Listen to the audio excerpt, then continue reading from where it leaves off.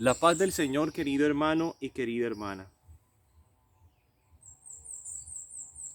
Escuchemos la primera lectura de Jonás, capítulo 3, versículo 1 al 5.10. En aquellos días vino la palabra del Señor sobre Jonás. Levántate y vete a Nínive, la gran ciudad, y predícale el mensaje que te digo. Se levantó Jonás y fue a Nínive, como mandó el Señor. Nínive era una gran ciudad. 3 días hacían falta para recorrerla. Comenzó Jonás a entrar por la ciudad y caminó durante un día proclamando: dentro de 40 días Nínive será destruida. Creyeron en Dios los ninivitas, proclamaron el ayuno y se vistieron de saco, grandes y pequeños. Y vio Dios sus obras, su conversión de la mala vida. Se compadeció y se arrepintió Dios de la catástrofe con que había amenazado a Nínive y no la ejecutó. Salmo 24. Señor, enséñame tus caminos, instrúyeme en tus sendas, haz que camine con lealtad. Enséñame porque tú eres mi Dios y Salvador. Recuerda, Señor, que tu ternura y tu misericordia son eternas. Acuérdate de mí con misericordia por tu bondad, Señor. El Señor es bueno y es recto. Enseña el camino a los pecadores. Hace caminar a los humildes con rectitud. Enseña su camino a los humildes. Primera de Corintios capítulo 7, versículo 29 al 31. Digo esto, hermanos, que el momento es apremiante. Queda como solución que los que tienen mujer vivan como si no la tuvieran, los que lloran como si no lloraran, los que están alegres como si no lo estuvieran, los que compran como si no poseyeran, los que negocian en el mundo como si no disfrutaran de él, porque la representación de este mundo se termina. Continuación del Santo Evangelio según San Marcos, capítulo 1, versículo 14 al 20. Cuando arrestaron a Juan, Jesús se marchó a Galilea a proclamar el Evangelio de Dios. Decía: se ha cumplido el plazo, está cerca el reino de Dios. Convertíos y creed en el Evangelio. Pasando junto al lago de Galilea, vio a Simón y a su hermano Andrés, que eran pescadores, y estaban echando el copo en el lago. Jesús les dijo: venid conmigo y os haré pescadores de hombres. Hermanos y hermanas, quiero que nos centremos en el punto de predicación de Jonás, lo que le dice Dios a Jonás que predique a la gente de Nínive. Dice, durante Jonás a entrar por la ciudad y caminó durante un día proclamando: dentro de 40 días Nínive será destruida. Esa es toda la predicación de Jonás. Dentro de 40 días Nínive será destruida. Y dice el texto que creyeron en Dios los ninivitas. Bueno, centrémonos ahí un poquito. Pero antes, dice, Nínive era una gran ciudad, 3 días hacían falta para recorrerla.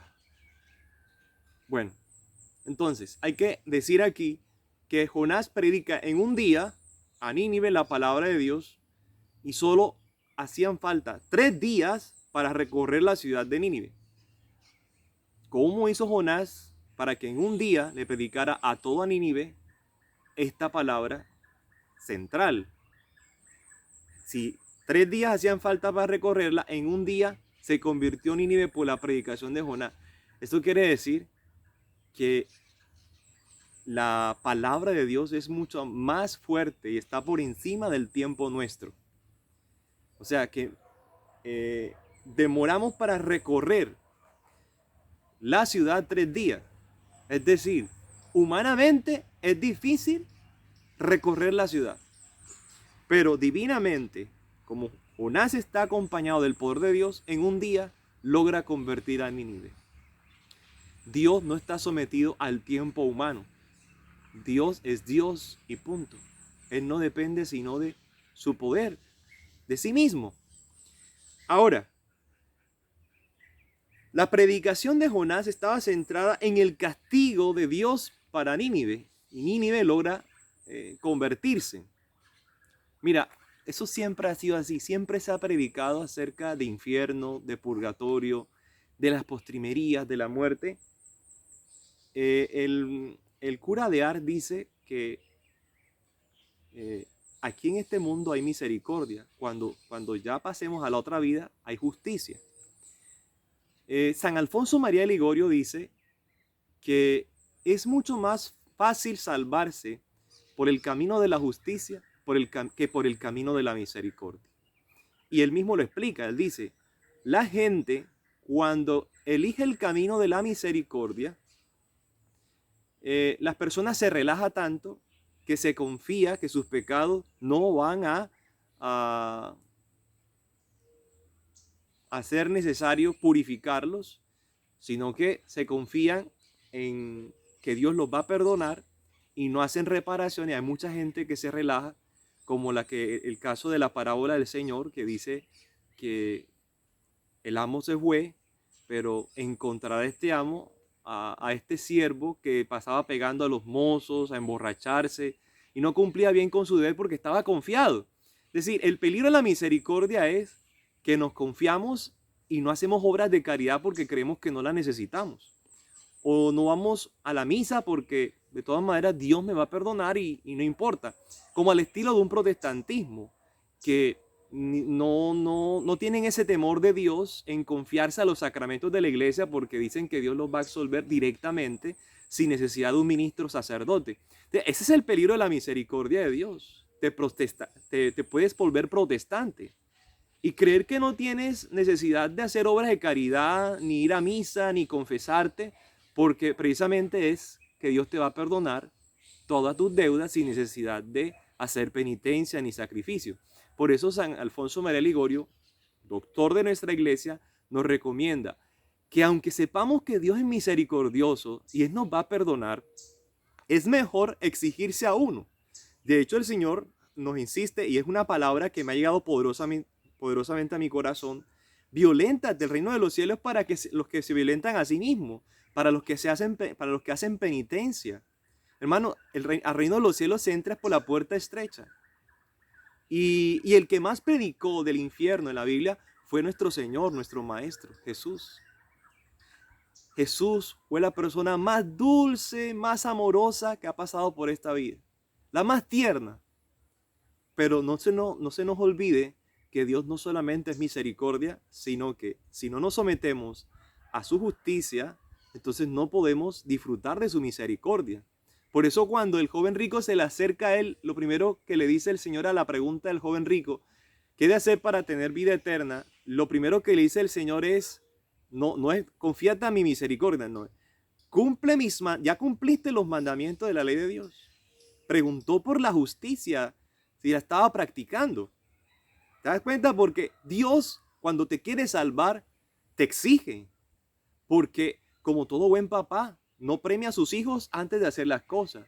Después que han hecho las cosas, si las han hecho bien, los premiamos porque así le hacemos un bien. Entonces es lo que quiere Dios. Y mira que los mandamientos están planteados en proposición de adverbio de negación. Bueno, no sé si está bien dicho. Bueno, en adverbio de negación. El sentido de no matar, no robar. Ni siquiera dice sí a la vida, no matar. Es decir, los límites son necesarios para salvarnos. ¿Por qué? Porque la vida no deja de tener peligros y nos podemos relajar y nos podemos dormir. Y el Señor nos exige estar en vela, Mira que la literatura es apocalíptica. En nuestra iglesia la liturgia de la palabra abre con Apocalipsis y cierra con Apocalipsis, porque mira que estamos empezando apenas el año de este tiempo tan hermoso y ya nos están hablando aquí el apóstol San Pablo. La representación de este mundo se termina, así que como si no disfrutáramos de este mundo, que el que esté casado como si no lo estuviera, que el que trabaje como si no trabajara. Es decir, pellízcate, te está exigiendo.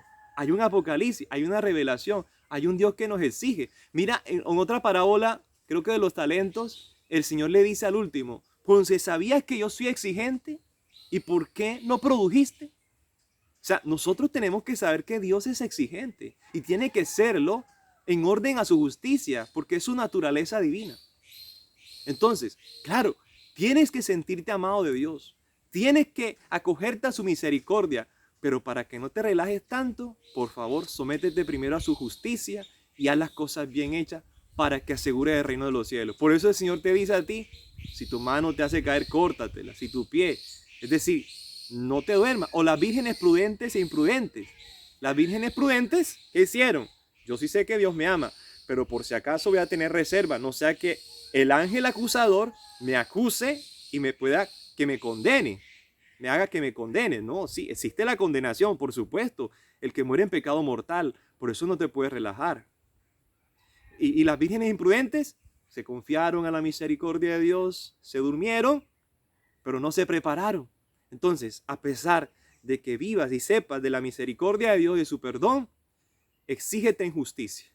Por eso hoy el Evangelio va en dirección a eso, a llamar a Pedro la obediencia, que significa el nombre de Simón Pedro. Simón, obediencia. Nos llama a través de Andrés, virilidad, a ser prudentes, sabios. Nos llama a través de Santiago, fortaleza. Y nos llama a través de San Juan, gracia, vivir en gracia de Dios. Estos 4 discípulos están marcando ese llamado al cual nosotros estamos de alguna manera necesitados de estas 4 virtudes cardinales. Que Dios te bendiga, que la Reina de la Paz te conceda su bendición maternal en el nombre del Padre, del Hijo y del Espíritu Santo. Amén. Un feliz domingo.